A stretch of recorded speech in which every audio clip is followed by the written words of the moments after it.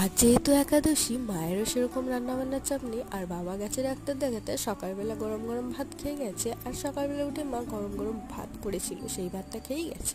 আর তাই আমি সকাল সকাল ঘুম থেকে উঠে একটু চা আর বাদাম ভাজা খেয়ে নিলাম। এই বাদাম ভাজাটা মা অবশ্য ওই বাড়ি থেকেই করে নিয়েছে। আর আমার এত ঠান্ডা লেগেছে তা বলার মতন না, সকাল থেকেই খালি কাশি হচ্ছে।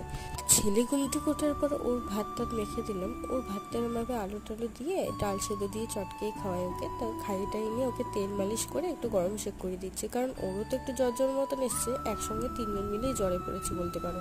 নিজের খাবারটা খাওয়ার বেলায় নি, অথচ দেখো ঝাল ঝাল আলুর তরকারি কি সুন্দর খেয়ে নিচ্ছে। আগে এখানে যখন আমরা থাকতাম, বাবা এমনিতে খাটাল থেকেই দুধ আনতো, আর নবদ্বীপে তো দুধওয়ালা সে দুধ দিতে। আর এখানে কয়েকদিনের জন্য এসেছি বলে বাবা প্যাকেটের দুধই এনেছে, তা না হলে এই সমস্ত প্যাকেটের দুধ খাওয়া হয় না। দুধটা দেখে কি জানি মনে হলো একটু দুধ চা করি, তাই জন্য একটু দুধ চা করে ফেলে। আর জানো তো, মায়েরও খুব জ্বর আর আমারও কি সর্দি কাশি আর একটু হালকা হালকা জ্বর এসছে, তার জন্য বাবা ওষুধ এনেছে।